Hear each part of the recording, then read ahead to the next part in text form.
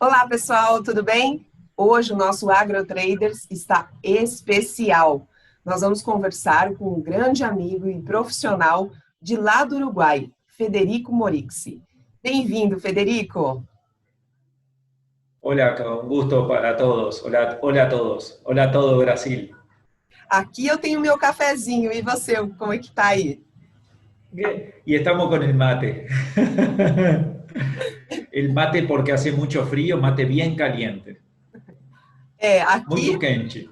muito quente. Aqui o nosso cafezinho serve tanto para o verão quanto para o inverno, não tem jeito. Está perfecto, perfecto. Saúde! Salud, salud, salud y saludos a todos. Saúde a todos, muito importante. Agora a gente vai falar um pouquinho de portunhol para realmente para que todos consigam entender. Mas se você puder contar um pouco da sua história, Federico, para a gente, como que você se envolveu no mercado financeiro e principalmente o mercado agro. Bueno, comenzó en el 2004. Vengo de una familia del agro que produce carne, que produce granos, lechería y lana.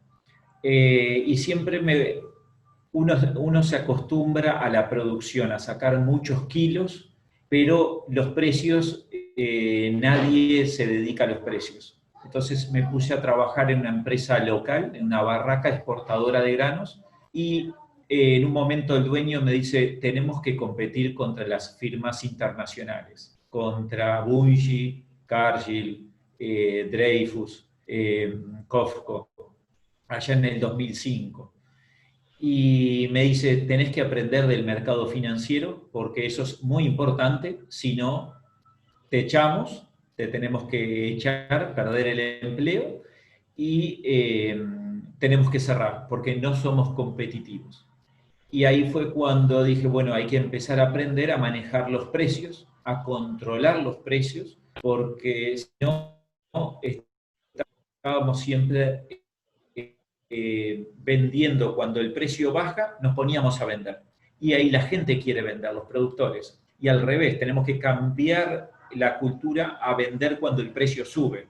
Entonces ahí fue cuando empecé a aprender cómo fluctúa el precio en el mundo, en el grano físico y en los mercados financieros. Entonces aprender qué es lo que pasa con la mercadería física en el mundo, en los diferentes puertos, en las diferentes fábricas, y después cómo se mueve el precio en el mercado de Chicago, en el mercado de China, en Europa, en los puertos, y ahí uno empieza a ver que hay diferencia entre el precio físico y el precio financiero de los mercados de derivados, y cómo uno fluctúa y el otro también, a veces se mueven juntos y a veces se mueven separados, y cómo uno puede ir usando los dos mercados dependiendo en qué situación se encuentre cada productor, cada país, y cada comprador también.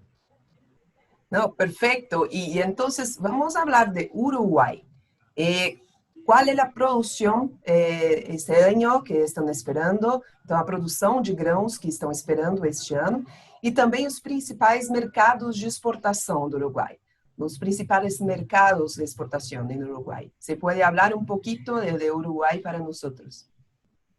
¿Cómo no? Uruguay, como ven, es una mancha muy chiquita al lado de Brasil, pero en el porcentaje es muy productor, es uno de los países principales en el porcentaje del país que se produce alimentos.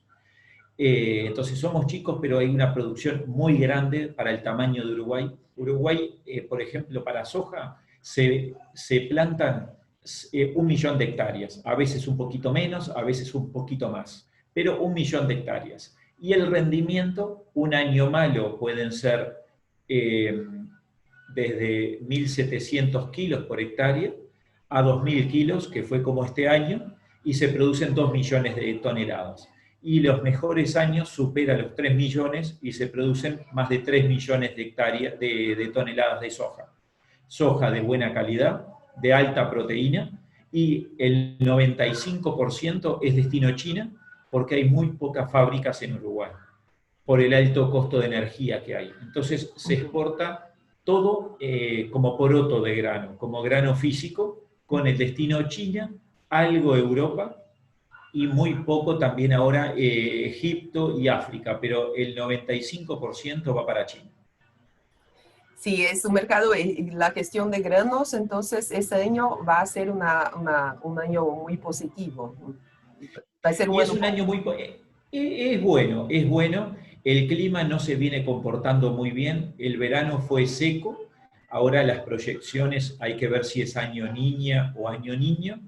Y hay que ver las proyecciones. Pero el problema de que tiene Uruguay principalmente no es tanto productivo, sino estamos dolarizados.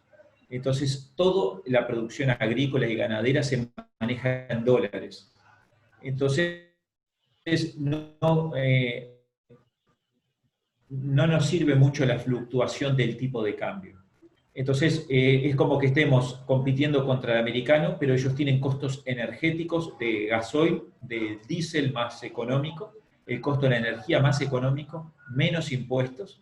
Entonces, el puerto, nosotros, la producción, desde una chacra a un puerto no se hace más de 400 kilómetros.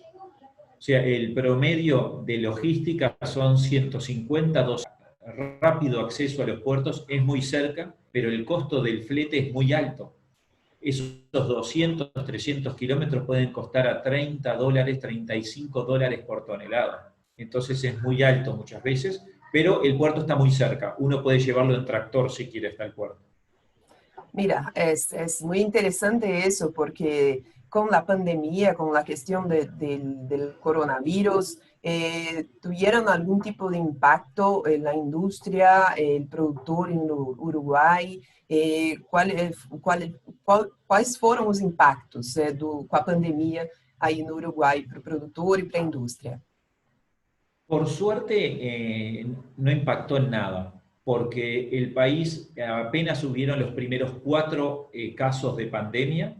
Lo que hizo el país fue hacer una cuarentena no obligatoria, sino eh, cada uno decía si quería salir a trabajar, si no, y la gente lo controló muy bien, la pandemia está muy bien controlada y se hicieron muchos protocolos para poder cosechar, para poder manejar los camiones, que no haya contacto entre las personas, y eso no cambió en nada, por suerte fue normal y no se agregaron más costos a la agricultura, porque normalmente lo termina pagando el productor. Cualquier costo que uno le agregue hasta llegar a China, tarde o temprano lo paga el productor.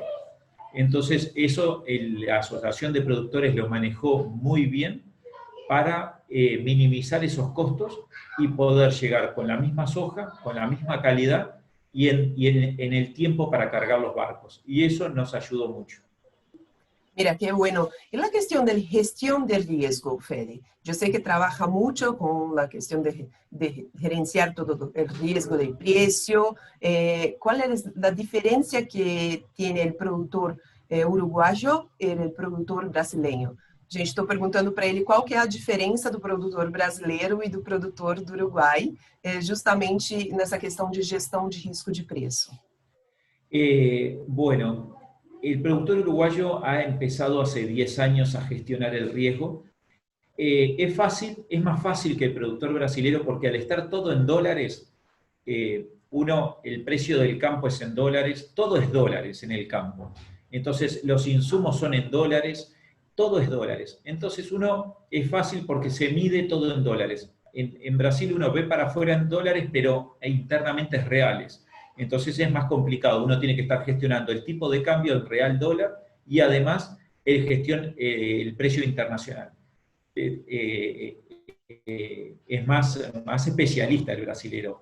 Para Uruguay eso es más básico, pero uno mira el precio internacional en Chicago y normalmente acá el precio es $20 menos que Chicago, $10 menos, y en este año llegó a ser Chicago más $5.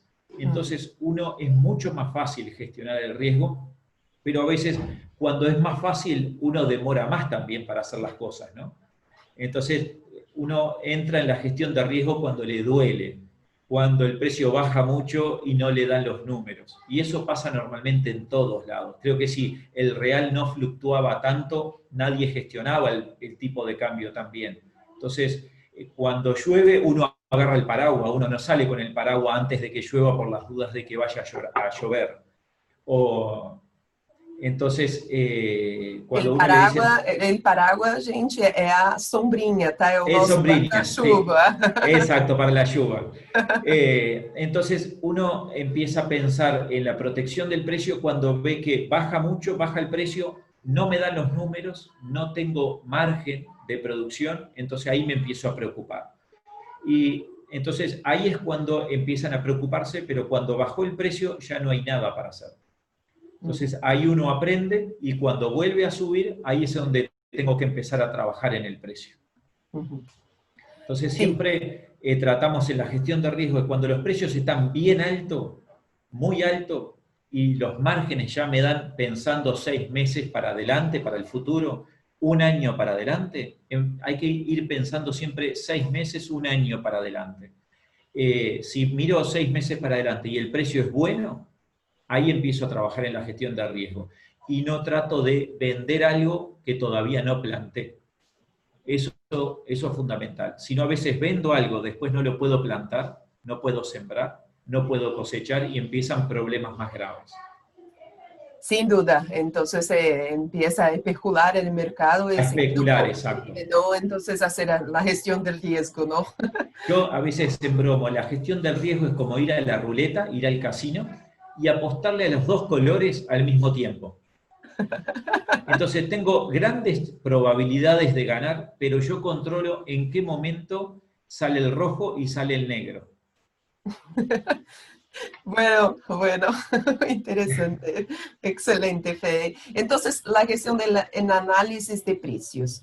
Si necesitamos mirar más adelante, ahora su análisis, lo que piensa, por ejemplo, en 3 puntos que las personas, los productores, la industria necesitan mirar para tomar una decisión, una gestión de riesgo, o entonces esperar, los 3 puntos que gustaría traer para que eles necessitam mirar, o mercado necessita mirar. Então, estou perguntando para o Fed, gente, a questão, quais são os pontos que agora os produtores, a indústria realmente precisam olhar, principalmente lá no Uruguai, mas como o mercado está completamente interligado, né?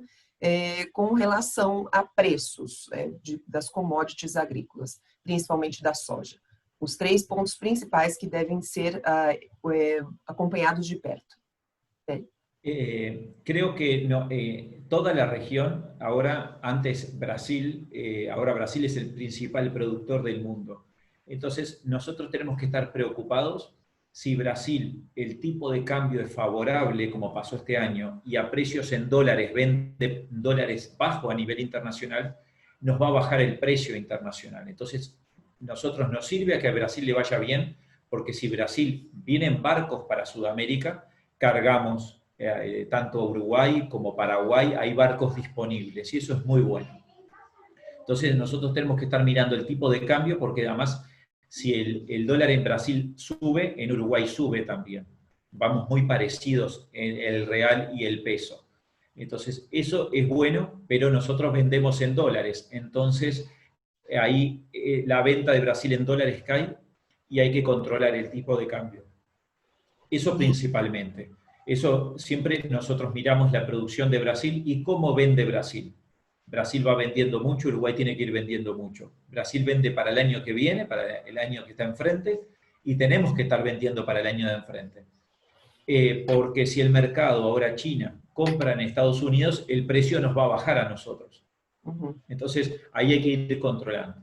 Entonces, nosotros lo que pensamos hay que mirar lo siguiente. Las compras de China ahora se empiezan a enfocar en Estados Unidos y eso va a hacer subir el precio en Chicago. Pero cuando China no compre en Estados Unidos y vuelva a comprar a Brasil, el Chicago va a bajar. Entonces ya estamos pensando en ir haciendo estrategias de venta en Chicago para el futuro, para cuando China no compre en Estados Unidos y baje ese precio y yo ganar esa diferencia y ganármela para mi bolsillo. Eso número 1. Y número 2, las elecciones de Estados Unidos que sabemos que siempre en las elecciones las promesas son muchas y a veces les importa más el voto que lo que pasa en el resto del mundo, porque es lo que más vale en ese momento. Entonces, si en las elecciones hay que pelearse con China, van a usar esa herramienta y si, por el voto, y si hay que amigarse con China, lo van a usar. Y si se amigan con China, el precio va a bajar, y si se pelean con China, el precio va a subir. Entonces, eso hay que ir mirándolo, cuál va a ser la estrategia de las elecciones, para ir viendo qué hacer si el precio baja, qué estrategia uso como productor, como industria, y si sube el precio, qué estrategia uso también, porque las dos nos van a servir, pero cada una en su momento. Entonces, y además el factor principal para el agro, el clima. El clima. Ese es la básica. Si el clima no es bueno, los precios van a cambiar, las políticas van a cambiar, los fletes van a cambiar, la alimentación en el mundo. El clima es la base. Por eso lo dejé para el tercer lugar, porque para mí es el más importante de todos. Si el clima es bueno en Estados Unidos, el precio va a bajar. Si el clima es malo para Estados Unidos, el precio va a subir. O sea, el clima hay que mirar lo que pasa el clima en Estados Unidos y en Brasil, que son los dos productores más grandes del mundo. Entonces, si el clima impacta en Brasil para producir menos, también va a hacer subir los precios. Si el clima impacta que Brasil produce mucho, los precios va a bajar. Y vemos que Brasil este año, todos los años, viene produciendo. Aprendieron a manejar el clima en Brasil, a manejar los precios, a ser profesionales en la gestión. Ya son, antes era un productor y estaba arriba del tractor. Ahora, con el celular, con esta tecnología, uno tiene la contabilidad, tiene la gestión, tiene los precios. Entonces, son empresarios, no se dan cuenta, pero son empresarios. Y ya tienen asesores en producción, asesores en tecnología, muchos productores, asesores en gestión de precios. Entonces, todo ese asesoramiento es importante porque si uno se asegura el margen, puede producir 100 años y ganar dinero. Pero si uno no se asegura el margen y está especulando, puede perder todo en 6 meses. Entonces, eso es lo importante. Uno tiene que garantizarse el trabajo, el negocio para adelante y controlar los precios, porque tenemos dos factores. La producción, cuanto más produzcamos, pero el precio es chiquito, no nos sirve de mucho, hay que controlar los dos, tener mucha producción y mucho precio. Exactamente. Es la perfección. Para el productor, el perfecto, mucha producción. Pero todo va variando. Sin Va duda. variando así, va así. Y para eso tenemos toda la estrategia del mercado, ¿no, Fede? Entonces se Por puede... supuesto. Uno ve Chicago y a veces el productor está contento porque sube el precio, pero todavía no sembró, entonces no le sirve mucho. Entonces ahí es buen momento usar alguna estrategia para el frente, mirar hacia adelante, 6 meses, un año para adelante y decir, ¿qué puedo hacer para asegurar este precio? O el real también, sube el real a 6 y uno dice, me gustaría congelar el real acá, el tipo de cambio, me gustaría congelar el precio de Chicago, me gustaría congelar el precio de la soja en Brasil, y uno lo puede ir haciendo, pero tiene que ir cerrando. Si cierro por un lado, cerrando el insumo, cerrando los agroquímicos, el arrendamiento del campo, la renta, y ir calzando las dos cosas, porque si los dos están desparejos, sigo especulando. Entonces, y eso creo que tanto el productor en Brasil es más profesional, mucho más profesional que antes, creo que está casi al nivel de un productor americano, y eso que no tiene subsidios, no ¿Verdad? tiene beneficios climáticos, no tiene subsidios políticos, o sea, la pelea bien. Entonces está en un buen escenario, tiene un clima muy bueno, tiene un país que apoya la productividad, porque si lo comparamos con Argentina, al revés, tiene impuestos a la producción, impuestos a si producís, te rompen los hilo bolsa. Entonces, ese está en otro extremo, mejor no mirarlo, eso es lo que no hay que hacer. Es verdad. Estados Unidos está en el escenario ideal, y Brasil está en el medio, y nosotros con Uruguay estamos igual que Brasil, estamos en el medio, nos falta más fomentar esa productividad, fomentar la educación financiera, que eso es clave para uno tener una buena gestión, una buena contabilidad y gestionar el riesgo climático, el riesgo precio, y después el riesgo productivo, o sea, la gestión como agricultor. Y ahí uno puede administrar y tener un negocio por 100 años. Pero todo va a ir variando, es una locura, pero en esa locura uno concentrado, analizando bien los números productivos, analizando bien los números financieros y haciendo lo que le gusta. Estar arriba de la cosechadora, estar arriba del tractor, sembrar y hacer toda la producción.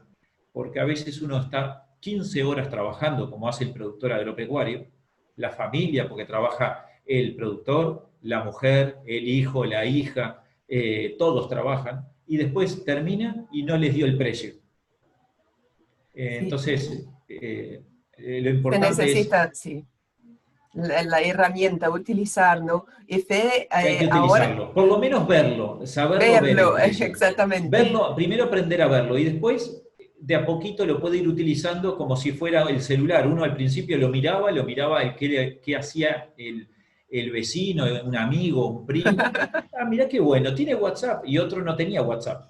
Entonces, ay, ¿para qué sirve? ¿No? Para mandar información, mandar fotos. Ah, yo quiero WhatsApp. Entonces, ir de a poquito. Sí, de poquito con la tecnología creo que podemos cambiar, ¿no? Y Fede, si algunas... Exacto, y no tenerle miedo, no tenerle miedo. Nosotros, o sea, a mí me parece, me pasa lo mismo. Entiendo el portugués, pero no me animo a hablarlo todavía, pero tengo que esforzarme y hablarlo. No, dale, perfecto. Dinos ahora si a alguna persona le gustaría seguirte, saber um pouco mais do mercado, se algumas pessoas quiserem seguir o Federico, conhecer um pouco mais de mercado, o trabalho dele, por favor, deixe os seus contatos, Fede. Exacto, cómo no. Mis contactos son Federico Morixe.